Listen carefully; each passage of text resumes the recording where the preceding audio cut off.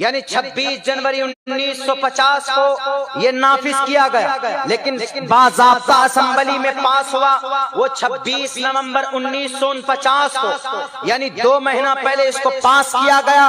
पास होने के बाद इसको नाफिज किया गया 26 जनवरी को। अच्छा, 26 जनवरी को ही क्यों नाफिज किया गया जनाब? 26 नवंबर को क्यों नहीं नाफिज किया गया था 1949 में?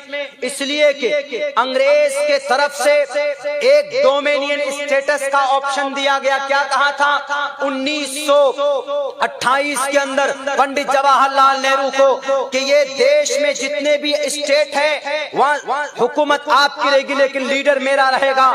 तो पंडित जवाहरलाल नेहरू ने कहा कि बिल्कुल नहीं। मौलाना अबुल कलाम आजाद ने कहा, मौलाना हिफ्जुर रहमान सुहारवी ने कहा कि अब हम संपूर्ण स्वराज दिवस मनाएंगे।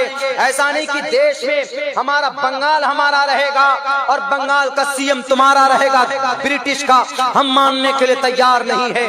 तो यही 26 जनवरी 1930 को बाज़ाब्ता तौर पर लाहौर में, पहले यही था, बाद में न बना है लाहौर पाकिस्तान का हिस्सा, पहले तो हमारे इस देश का हिस्सा था। लाहौर में 26 जनवरी 1930 को संपूर्ण स्वराज दिवस मनाया जाता था। उसी दिन को ऐलान किया गया जब 26 नवंबर को 1949 को पास हो गया। कहां पर? वहां पर असेंबली के अंदर। तो कहा कि आज नाफिज नहीं किया जाएगा, बल्कि 26 जनवरी जब सारे भारत के लोग जमा होंगे वहां पर ये कानून को नाफिज किया जाए, पूरी दुनिया पूरे भारत के लोगों के सामने रखा जाए। तो वही 26 जनवरी 1950 को हमारे देश का कानून नाफिज किया गया। बाकी जो 29 महीने किस कानून के तहत देश चला है, ये British rule general government Lord Mountbatten के मरने के बाद उसी बीच में एक बहुत बड़े गोपालाचार्य उनको जनरल गवर्नर बना गया था हमारे भारत को। लेकिन जब 26 जनवरी 1950 को कानून नाफिज किया गया तो सबसे पहले जो राष्ट्रपति जो गवर्नर बनाए गए, राष्ट्रपिता जिनको बनाया गया, वो हम सबको और आप सबको मालूम होना चाहिए कि उस वक्त के जो डॉक्टर साहब थे उनको बनाया गया था भारत का सबसे बड़ा राष्ट्रपति, उस वक्त उनको बनाया गया था। उस वक्त से हमारा भारत उसी दिन से हम 26 जनवरी गणतंत्र दिवस 26 जनवरी को यानी कानून के दिन के तौर पर हम मनाते हैं। और ये कानून का दिन यूं ही हमें नहीं मिला है, बड़ी कुर्बानियों के बाद हमको मिला है और हमने यकीनन कुर्बानी पेश की है इस देश के लिए। अगर कोई बोलता है, अगर कोई हमारे इस देश की देशभक्ति के लिए अगर किसी को शक होता है तो मेरे भाइयों आप बताओ, आज जो भारत रिजर्व बैंक, ये भारत के स्टेट बैंक हम यूज करते हैं, इस्तेमाल करते, किसका बनाया हुआ है?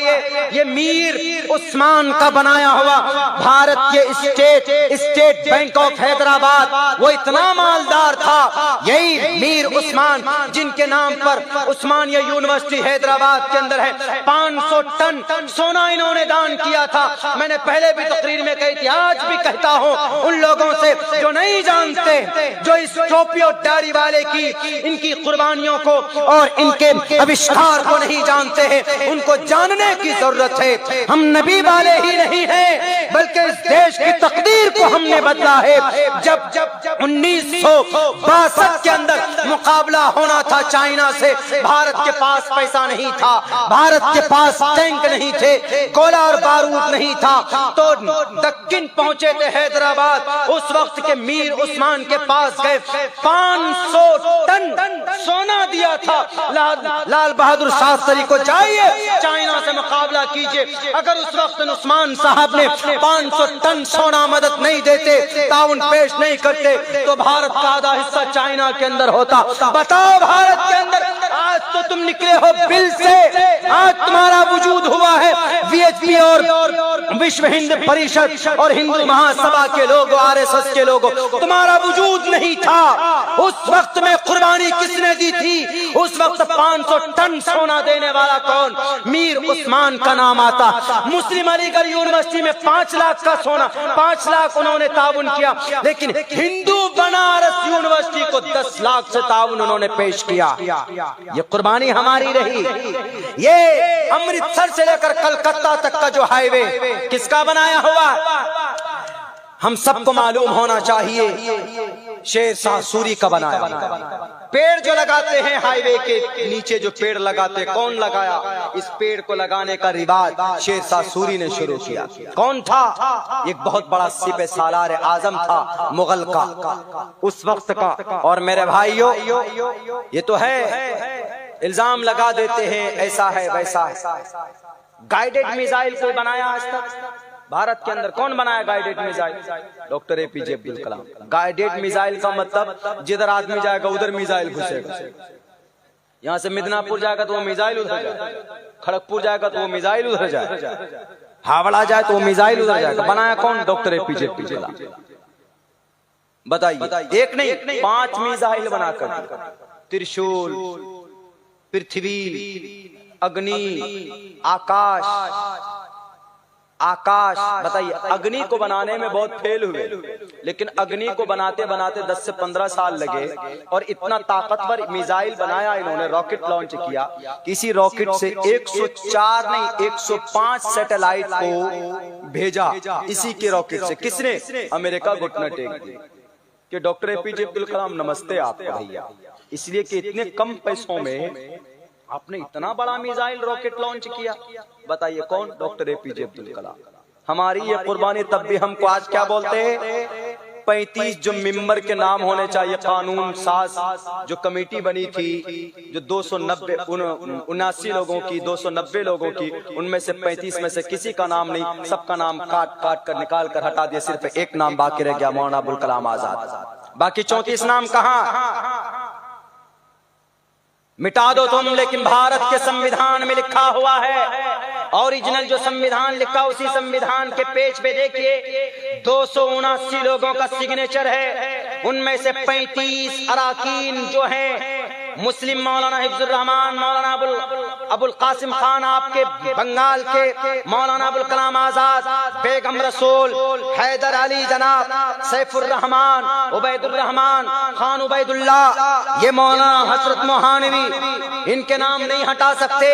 इनका नाम आज भी लिखा हुआ है भारत के संविधान में, भारत के उस ओरिजिनल उस बुक के अंदर। 26 जनवरी मनाते हैं हम राष्ट्रगान गाते, जो गाना जरूरी है। जनमन गण अधिनायक जय है भारत भाग्य विधाता, पंजाब सिंध गुजरात मराठा, ये हम गाते हैं, शान के साथ गाते। और हम यूं भी गाते, सारे जहां से अच्छा हिंदुस्तान हमारा, पूरी दुनिया से बेहतर और अच्छा हमारे लिए हिंदुस्तान है। इससे बड़ी देशभक्ति क्या चाहिए? जब जरूरत पड़ती है चाइना से तो 500 टन का सोना हम ही ला करके दे देते। जब खूबसूरती की बात आती है तो ताजमहल हमारा ही बनाया हुआ नजर आता। जब ऊंची मीनार की बात आती है तो कुतुब मीनार हमारा चमकता और दमकता। जब जापान, फ्रांस, रशिया, इन गाइडेड मिसाइल इनके पास है, भारत के पास नहीं। कौन बनाएगा? कौन बनाएगा?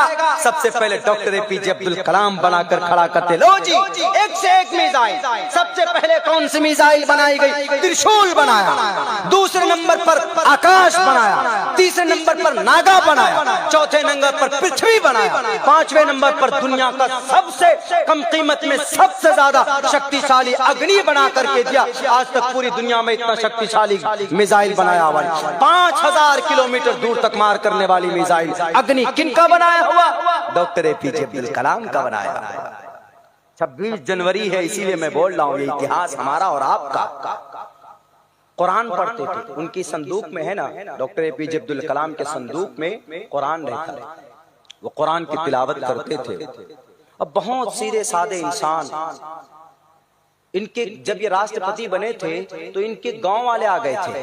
गांव वाला होता है ना कि भाई हमारा राष्ट्रपति बना हमारा बच्चा, तो पूरे गांव वाले को जब बस में आए तो जिस दिन वो लोग गए ना, तो पूरा खर्चा जो सरकार की तरफ से हुआ, सरकारी, उन टोटल पैसों को जोड़ जोड़ कर अपने तनख्वाह से काट करके चुकाया कि ये लीजिए। ऐसे थे डॉक्टर APJ अब्दुल कलाम।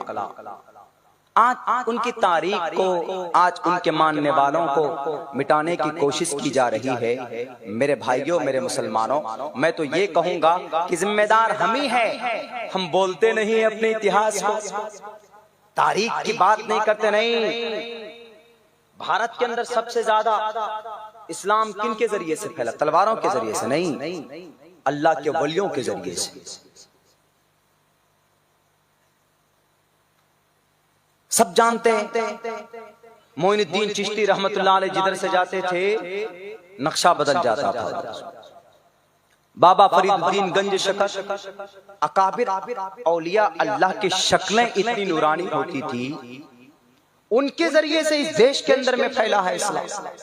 शक्ल देखते थे, उनका बिहेव देखते थे, इस्लाम लोग अरे इतना अच्छा मजहब है, चलो